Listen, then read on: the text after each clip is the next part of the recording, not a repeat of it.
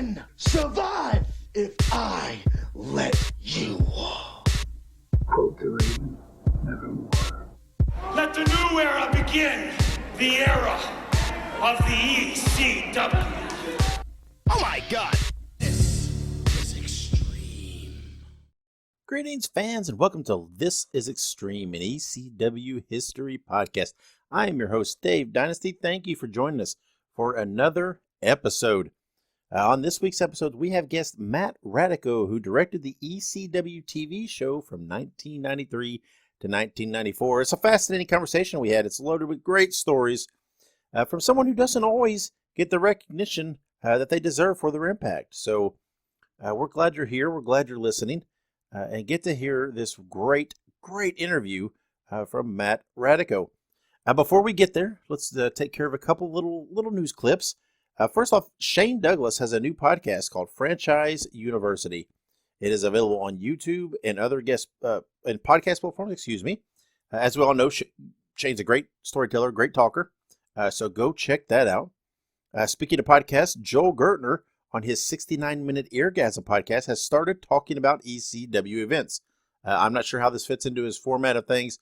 If this is a once a month thing, a once every so often thing, I'm not sure how he's formatting this, but these are kind of long form discussions on set ECW events, etc. And really interesting, really good stuff. So go check that out from Joel Gertner.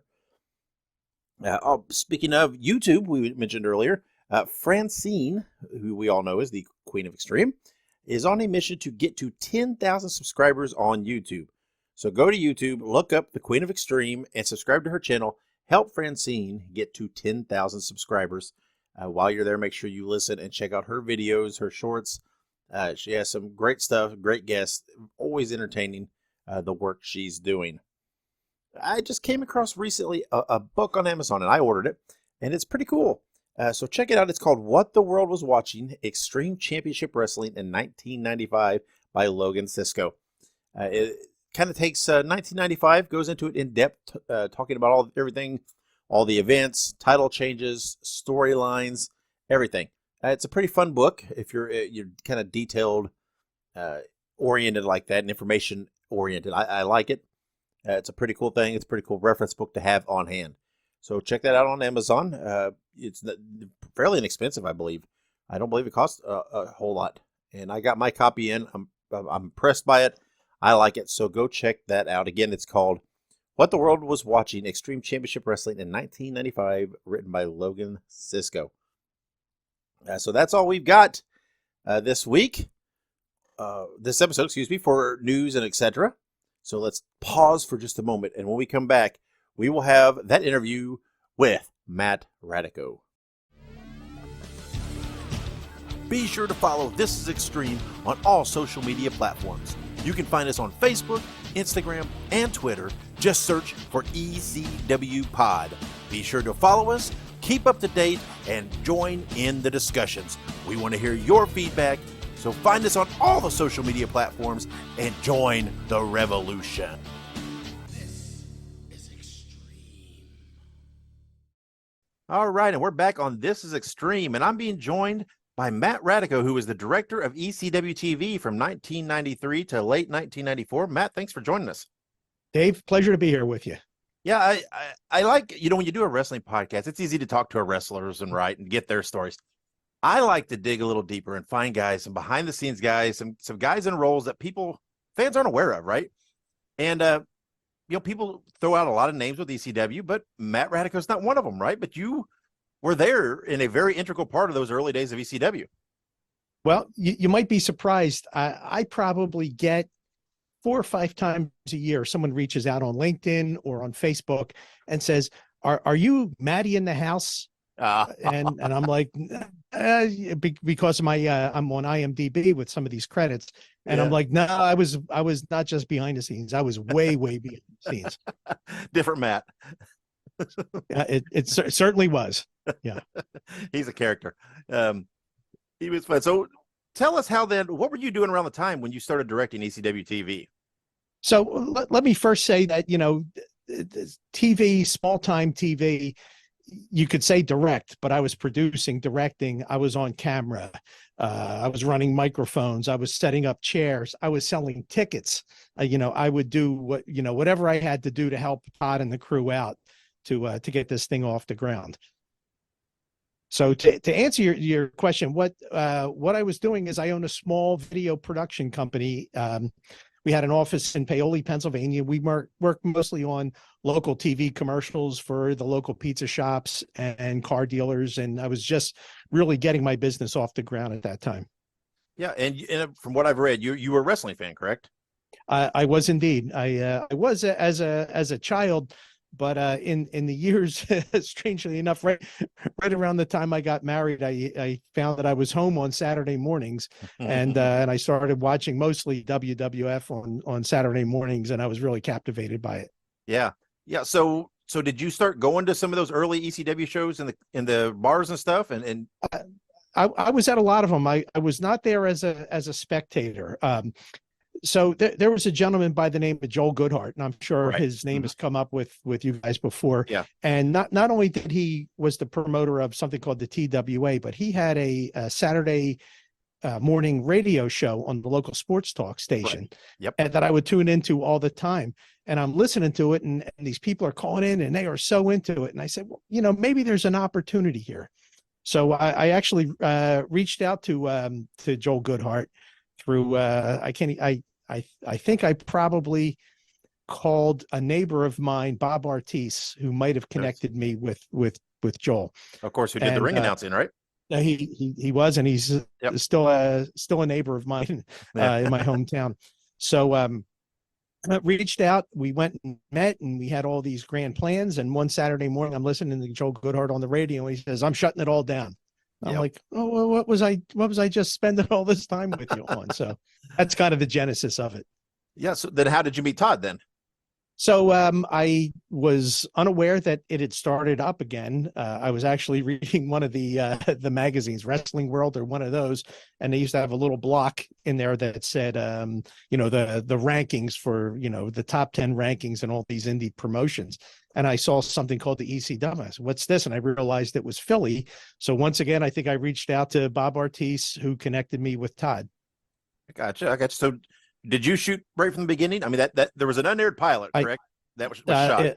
We did. We actually started out at the sports bar, Mike Schmidt's sports bar, and we just showed up with one camera and just taped all the matches just to have them. And we did that 4 or 5 times after that in some of these small venues, just to have it. And things started to grow from there. Yeah, and like you said earlier, I mean, ECW was a small company, and it was kind of all hands on, pitching in, and everything else. Right. In your role, so what all you mentioned a few things earlier, but so what all did you do at these shows? So in the very early days, we would show up with one camera and a boom microphone and no lights, and just record everything that went on. Yeah, and that was it. Yeah, so it was all done like there in the bar in the venue, right? I mean, just promos at ringside. Everything was done right there, right? We weren't even doing promos for the most part then. We were just taping the matches when we first started out. Yeah, and so how did you get on Sports Channel Philly? So we were taping these, and I had a contact who worked for a television network called Prism, which was sort of the big brother company to Sports Channel Philadelphia. They used to carry the Sixers and Flyers games at the time. And I said, Greg, who do you know over at Sports Channel? I got this idea to do a local pro wrestling show on there. And they connected me with the right person at Sports Channel. He was excited about it because it was local. And we would give them the show. They wouldn't have to pay us for the content. They would take back, I think, 4 minutes an hour of advertising, which they used to promote the Flyers and the Sixers and that sort of thing, if I remember. So it started out very, with there wasn't a big aha moment to how that all started. Yeah. And of course, then, I mean, there was television was the driving force to try to drive people to come to the live events. So do you remember when you guys switched over to what became known as the ECW Arena, or the Bingo Hall? So the actual we actually did a pilot because Sports Channel said we want to kind of see what this looks like. Uh-huh. So we were at the Kensington Rec Center. It was a rec center in North Philadelphia, I guess is the way you describe it. And we shot a pilot there, and there we did do some promos, and we did a live TV taping there, and we knew it was for TV.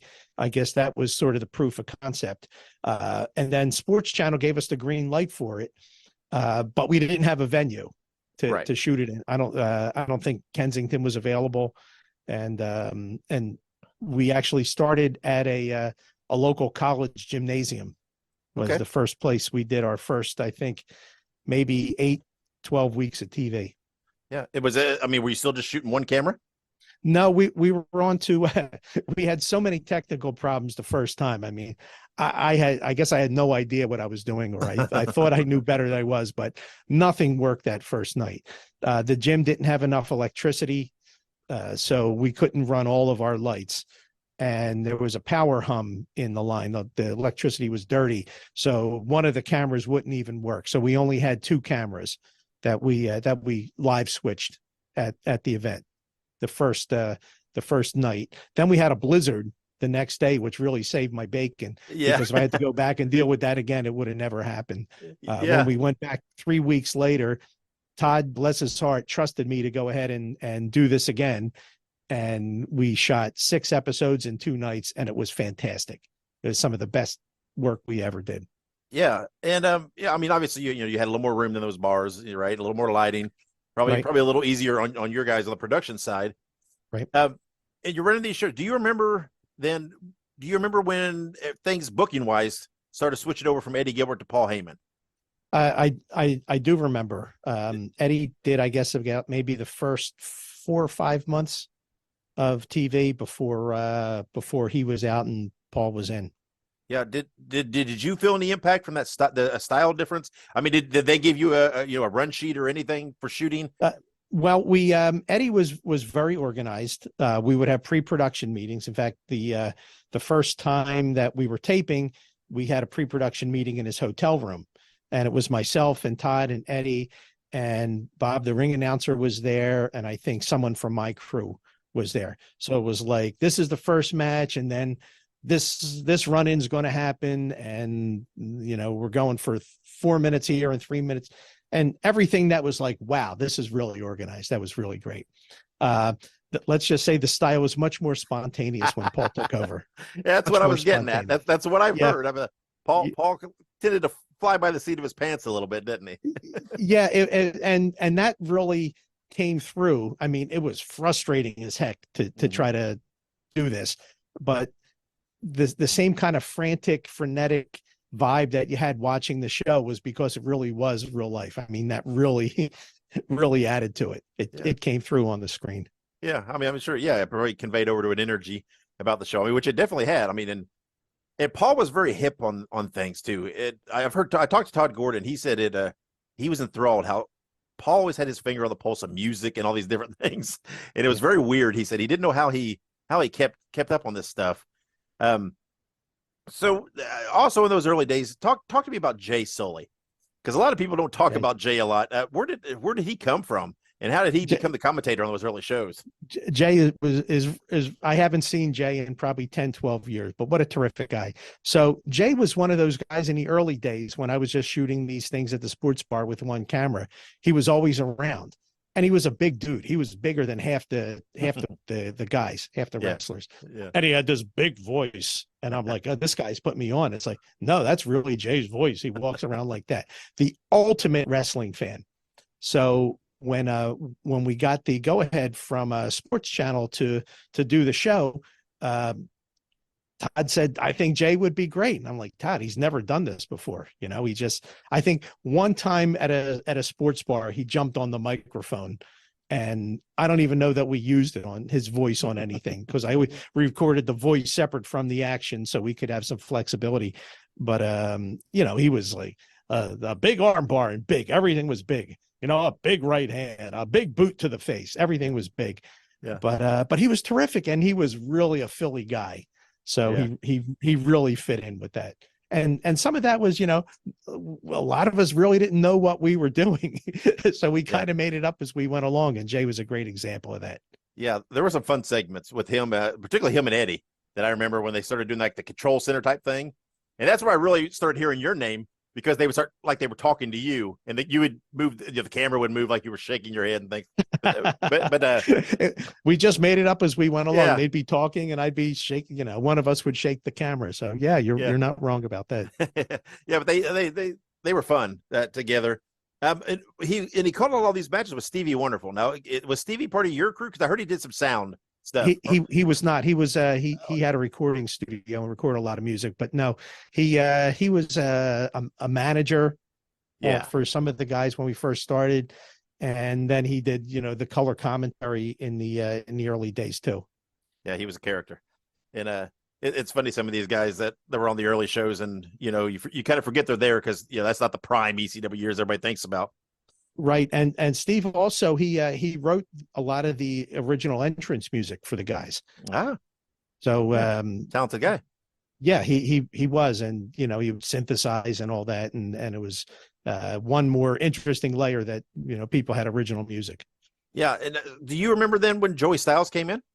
I sure do. I remember. I pushed for Joey. I won't take credit for him, but I really when we were sort of transitioning out of Jay Sully, we needed an announcer, and Joey showed up at a couple of the matches at the arena, the ECW arena, which was really a clubhouse for the mummers. That I gave it the name. I feel like I'm bragging on myself. I'm the one who named it the ECW arena. It was Viking Hall is what it was called. So I think I'm the first person to coin that. But he would show up and he had a headshot and he would give it to me. I'm like, Joe, I don't make the decisions, but he was he wanted to be an announcer, but he wanted to be a heel announcer. He didn't want to play it straight. Yeah. And he kept showing up, and I'm like, Paul, give him a try. He sounds like he knows what he's doing. He went to school for broadcasting.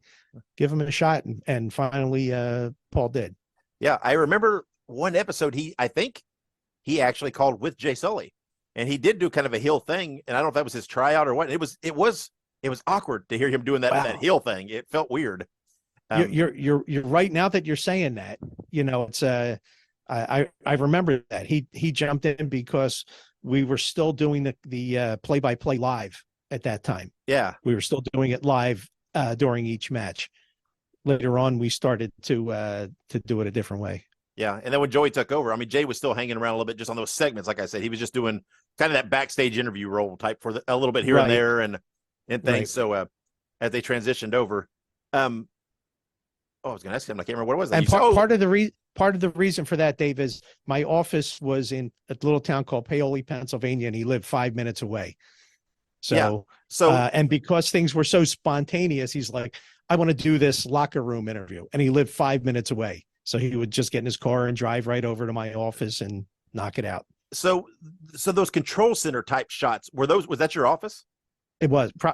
If you're talking about what I think where you see editing, consoles and things like that. Had like a little monitor on the table and some things there. And that was in the 600 square foot office, little tiny office. Yeah, I always wondered what that was. And then, again, one show I remember watching where Maddie in the House, which we mentioned earlier, ran out the door, and you could see it was some kind of street front type thing. And I was like, well, what is this place? Right. And some of it we did out in the parking lot. Yeah. Well, yeah, he had a Corvette, and I remember doing some bit with his Corvette one time. Yeah, and it was funny you mentioned the name of the ECW arena earlier, because again, these things jump in my mind as you're talking. I do remember one episode where it was called on a graphic for an upcoming show. It was called the ECW Dome for like one time. Really? Yeah, and then the next week it was called the arena. So I thought, well, I wonder what the switch was there. And I mean, obviously ECW arena rolls off the tongue a little better, but that could be. Yeah, Dome is good too. I like Dome. Yeah, I don't know if you quite call that a dome. No, you couldn't call it an arena either. Well, that's true. That is true, I guess. But we only had regular chairs in there for the first couple months, and then somehow one day bleachers showed up. Mm-hmm. Yeah. So as ECW kind of developed and became a little more, hardcore, a little wilder, did that present new challenges for you filming and putting the TV show together? Boy, it really was. So we were used to, sort of that Memphis style where everything happened in and around the ring. And then they started brawling all over this building. Yeah. So we would have the ring beautifully lit, a little bit of spill light outside, so it didn't look like you were expecting it. But the rest of the building was dark. And they would start running around the rest of this place, and there were people everywhere. And one, it was hard to find where the action was. Two, it was really dark. Three, you could have like 4 or 5 skirmishes going on around this place. So it's like, where the heck do you put the camera? That's always, Yeah. but that was challenging for everyone. Yeah. Did you get any cues for some of these real big spots? Because I remember like early on, like, I don't know, JT Smith jumping off a balcony or something. Did they give you any heads up that shot was coming? Hey, make sure you don't miss that or anything? Or yeah, we knew that was going to happen. Okay. Yeah, I figured they did. Yeah, we knew that was going to happen, and we that might have actually been Eddie's last show. Yeah, probably was, because I believe that might have been, because the next week I remember cutting the show with Paul, and he didn't want to show JT going all the way down, and I'm not sure why. But we never, in the replays, we only showed still frames of it, didn't show him going all the way down. Yeah. Not sure if we had it on one of the videos after the fact, but that's what we did. Interesting. So what was some of the talent like to work with? Does anybody jump out to you? Can I tell you one more thing? Yeah. That was before that we had a scaffold match at one point. Oh yeah, right. I remember that. Has that ever come up?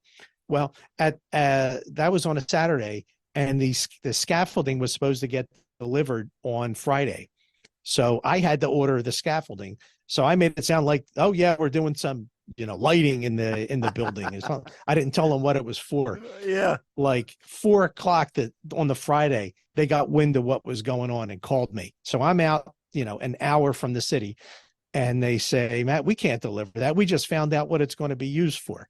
It's like, huh, what? What are you talking about? No, deliver it. And they're like, no, we can't do it. It says, you can come pick it up. I can't deliver it.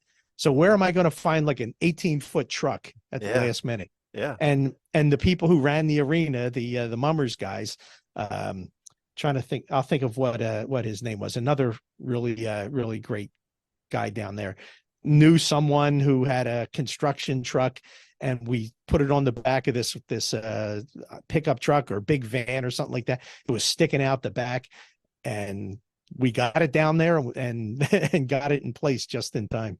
That's hilarious. So, so are all the stories true that sometimes as your guys are running shows and whatever else, you had to rush out of the building because the bingo was coming in?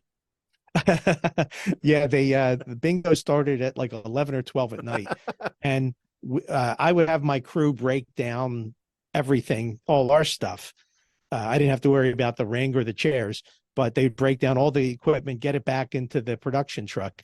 But I'd be shooting promos or something else with the guys, because they tried to get, Terry Funks and the Snookas and the Road Warriors, whoever was there. That was the only time we had them to do their promos. Yeah. So we did like after the match, locker room stuff in the back. So I'd walk out at literally at 12:30, 12:30 midnight, and there'd be all these old ladies in there smoking cigarettes, eating donuts, and playing bingo. It was like, what wasn't there just death and destruction going on out here 2 hours ago? It was so surreal. You can't believe it. I bet. So what was some of the talent like to work with? Who jumps out at you, and what kind of stories you got? So in the beginning, there were really two different groups. You had like the national guys that everyone knew, that were kind of intimidating for me, because I used to watch them on TV and worship them, and here I am. Yeah. So like I never went near Jim Neidhart or Snuka was okay. He didn't talk very much, or guys like that. But the local guys, the local Philly guys, and then later the local New York guys, they were all really terrific. They were all really nice. The nicest out of the lot of them was Jason. I think it's Jason Knight. Jason the Knight. Sexiest man. Yeah. So I haven't thought of these darn things in 30 years, Dave. So you're really giving me electroshock therapy. Yeah. He was such a gentleman, and he would always say, Matt, how many cameras do you have tonight? So if I look at that camera up there, and he would point to the stage, if I look at that you won't miss me when I show you my suit. And I'm like, no, Jason, that's perfect. Okay, Yeah. thank you. He was just, really nice. Tommy Dreamer, really nice guy. Pete Sinercha, Taz, Yeah. super, really, they were always really, Ted Petty and I can't think of Johnny Grunge's real name. They were, yeah, I can't remember. they Teddy and Johnny were always super nice, and Yeah. they used to do the same thing where they would play off. They'd take their guy and hold his face up against the camera, and he'd say, Radico, are you getting this? Radico, are you getting this in the truck? And I'd say to the guys, I'd say, is he talking to me? I don't know. Yeah, it was a riot. So they were all terrific. Sandman, Hack, Yeah. Hack, he's another local guy. Yeah. Another good guy. Him and his wife, they were nice. Nancy Sullivan was one. She was always super sweet to all of us. Yeah. So yeah, I've always, you always hear about how ECW was such a family, right? I mean, you hear that a lot in wrestling, but you really hear it there because these are guys that, a lot of the big companies didn't want, and they went out and cut their own, market and made their own niche. And like you mentioned, you mentioned Jason, and a lot of people they don't talk a lot about Jason, right? What he did, but I just saw the other day Mikey Whipwreck tweeted or something saying how much in his early career how important Jason was to teaching him things and helping him, and how nice a guy Jason was. And you don't hear a lot about that about Jason. He was, and Mikey. Did the story ever come up of how Mikey got started? Well, I've heard some things. He was on the ring crew or something. Is that? He was. He Yeah. was, and he was this real slight kid. And they just put the ring up, and it's maybe 2 hours before we start. And Joey Styles and I are standing out there talking, and these two kids are doing a match. And the one kid was good, but Mikey is like, what I can't think of the words. He's bumping like crazy. He's taking these flops and these hits, and we're looking at him and say, damn, this kid is good. So we went back and told Paul, you got to give this kid a chance. He is amazing. And he's like, yeah. And then I think maybe the next time he took a look at him and he put him in. Yeah. That's Joey and I really push for that kid. Yeah. I love the early Mikey stuff where, he just started off just, getting beat by the guys, and then he would, lucked in a couple wins here and there. It is the way they progressed him and how he was, was afraid, said his mom was going to be mad at him and this and that. And that was great. I mean, that was perfect because he was such a young, meek looking guy. He was. And I remember he had his first match that he won was, man, this is electroshock treatment. I'm really coming back with these memories. This guy called the Metal Maniac.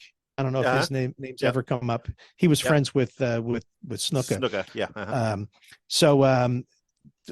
They said, Mikey's going to win this, and he says, I gotta put this kid over. No way. And it's like, no, but it'll be like by mistake. He won't. You'll go out there and you'll kick the snot out of him. And I think the finish was like someone else came out, and Mikey's arm flopped on top of the Metal Maniac, and that's how he won the match. But he was just terrific. He was so happy. Yeah, he was so happy that he got a chance to compete. Yeah. So what's something that most people would be surprised about from behind the scenes of putting together a wrestling show like ECW? So give us a little peek behind the magic. Yeah, it's and it's still to this day when I describe the work that we do, TV is kind of like an iceberg. You only see like a little point above the water, but below the water, this thing is huge. So there were just it took so much time to put these shows together. And I guess what people would be surprised about is that it would come together in such a random way. That it really was, each episode was created kind of spontaneously, with no real flow in mind before we sat down to put this darn thing together. I Yeah, don't know if and that makes sense. yeah, and I'm assuming with a small budget, small company, you had to use a lot of smoke and mirrors. I mean, I know there times like Public Enemy supposedly in jail and stuff. I'm assuming that's not really a jail. I mean, you had to use a lot of smoke and mirrors and where you shot and different angles and to try to make things look like what you're going for. And It really was. So like you talk about Jay Sully doing, a stand up in front of a locker room. That was a broom closet in this little office of mine that I was, at a novelty store, and I found a sign that said dressing room. So I put the sign that said dressing room on there, and it looked like it was the dressing room. Yeah, that's hilarious. I then I had to think about all the times when someone walked into that to get away, and I'm like, they're walking into a broom closet. Well, and you know what, that would actually happen when some of the guys who had never been there before, they walk in and they say, "Where's the dressing room?" And I was like, "Oh, it's right over there in that corner." And they'd open it up, and there was like a vacuum cleaner and the HVAC unit was sitting there. That's funny. So are you still in touch with anybody from those days? Well, you said you still live next door to Bob Ortiz, but not. Yeah, we live in the same hometown. I would see Bob once in a while. I'd see him in a supermarket, that sort of thing. Yeah. I haven't talked to Jay in years. I was in touch with Joey on LinkedIn once in a while, here and there. Yeah. But I guess he's still in Stanford? I believe so. He kind of completely stepped away from wrestling. Okay. And just completely detached from it. I think he just kind of, I don't know. I think there was some incidents with Joey in wrestling where he was just over it. And I don't think he has anything to do with it anymore. I don't think he's on social media or anything, and he's doing whatever he was doing, in the real world. And, okay. Yeah. I might have to reach out to him and say hello, but no, sadly, I really lost my taste for the sport after I left. I was so burned out that, I almost never watched wrestling on TV ever again after I stepped away from things. Yeah, I can imagine, something that you like and you enjoy and it's a passion, but after a while, that hectic, it gets to be a burnout, and it's a burden. And it really was. And we would literally work on that show for 48 hours straight from, Saturday, Sunday, Monday afternoon, sleeping on the floor. And, I'm married, and, I have the rest of my business to run. And it just got to be too much for me. Yeah. Is that why you stepped away? It was just too much. You had to just get some air. It is. And that was a big part of it. But at the same time, I was working with some other folks on another really big project that turned into the company that I own right now. Okay. So I had some opportunities to do some work in the travel field of all things, which is the complete opposite of professional wrestling. But I had some opportunities. I was using the same equipment for the entire time. I was pushing it to its limit. I think at the end, a lot of it even stopped working. I didn't have the money to get things fixed. Yeah. So at the end, I said, this is a sign, guys. I can't do this anymore. Yeah. I'll continue shooting if you need me to, but I just can't do the post-production on it anymore. Yeah. And and I think I did that for a couple times, and then that was it. Yeah. So as you look back to your, almost 2 years working with ECW and doing all this, what comes to mind? What immediately pops as your memories overall? I really felt like I was part of something big when that was going on, part of something that was in pop culture. Yeah. That even to this day, when people talk about wrestling, I say, "You ever watch EC? Oh my God, I used to love that." I say, "Yeah, I was one of the people who started it. Get out of town." Yeah. And then I'll tell the stories, and they're like, "Wow, you're not kidding." But it was really special. It felt, when you walked into that arena, it felt like you were almost someplace illegal.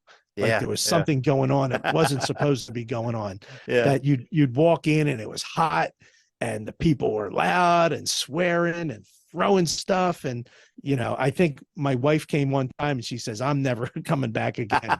It's like, I said, "No, they're harmless. It was like what we used to call the 700 level of Vet Stadium during an Eagles game. It was the people who were the salt of Philadelphia coming out and letting loose." Yeah. Did you have any interactions with some of the regular front row guys that have become kind of, Hat Guy and all those guys that were the Hat Guy? Oh my God. Yeah. The Hat Guy. Yeah. The Hat Guy. And we used to call him our biggest fan. It was this heavy set guy who used to sit up front. but then he lost all the weight, and we couldn't call him our biggest fan anymore.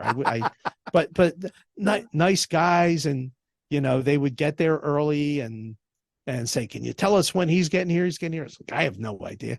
Yeah, they were. I didn't have a whole lot of interactions with them, but when I did, everyone was, they just couldn't wait. If this is something that they really wanted, and it was kind of cool to be part of it.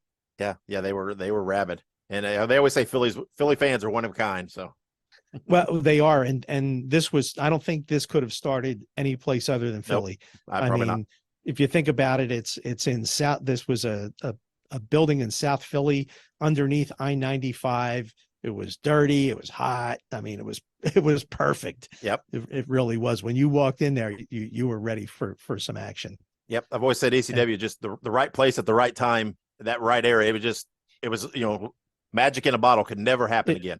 It really was. And a lot of credit to that goes to Todd Gordon, because Absolutely. he really understood Philly. Yeah. I mean, he was a Philly sports fan, but he understood, and he knew that making it more extreme was what Philly people wanted. Yeah. They always said Todd and Hack got in some real deep discussions about Philly sports.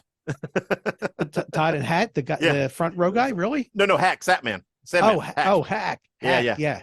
Hack. Yeah. Hack was he was a big sports fan. He used to ride around in his van around the neighborhood.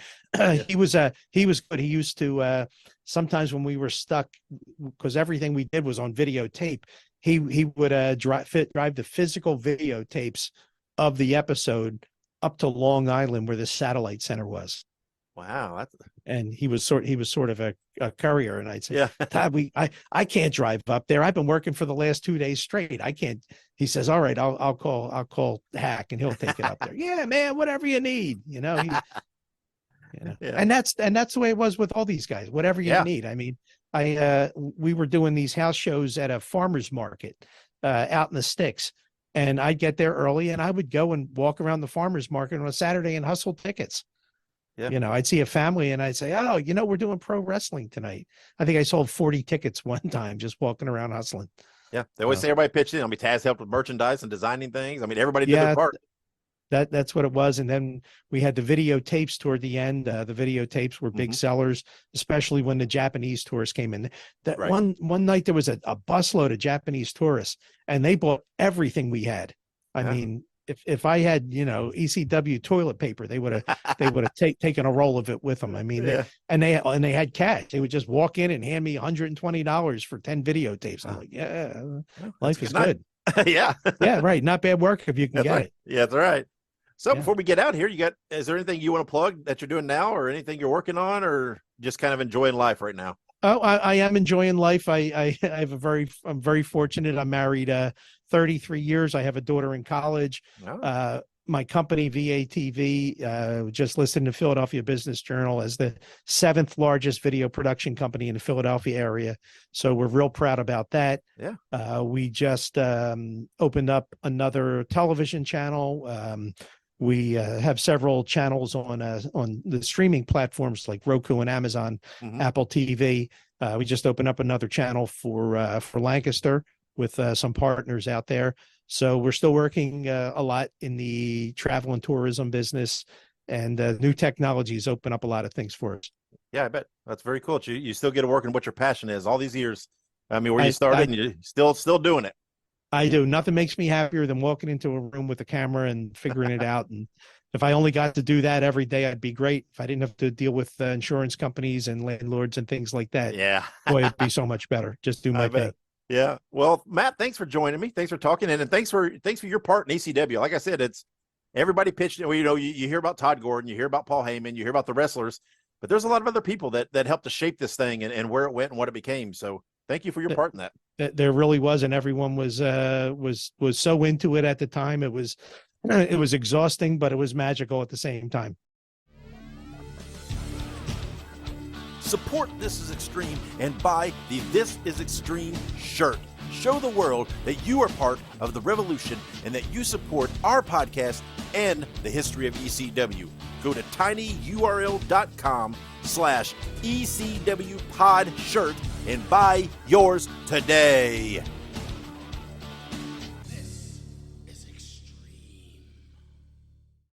All right, and welcome back to This Is Extreme. Thank you, Matt Radico, for coming on and talking with us. We hope you enjoyed the interview. I thought it was a lot of fun, a lot of great stories, a lot of information there. Again, it's someone who doesn't always get the props, the spotlight that they deserve for their place in history and helping to develop and shape ECW and its direction. So thanks to Matt for coming on. Thank you for listening, and whatever platform you are listening on, please make sure you subscribe. And if possible, give us a rating and a review. That helps us in those algorithms for those podcast platforms. When people are listening to other similar podcasts, we come up in that suggested listen category. So that helps us out tremendously. Also, make sure you follow us on social media. We're on Twitter, Facebook, Instagram, and Threads. Just look up ECW Pod, and we are there. Share lots of cool things, title changes, historical events, birthdays, all kinds of cool things on those social media platforms. So make sure you follow us, and then make sure you share and help us spread and network our following. If you want to follow me personally, I'm on Twitter at The Dave Dynasty. And the best way to support us is that you can go and buy one of our shirts.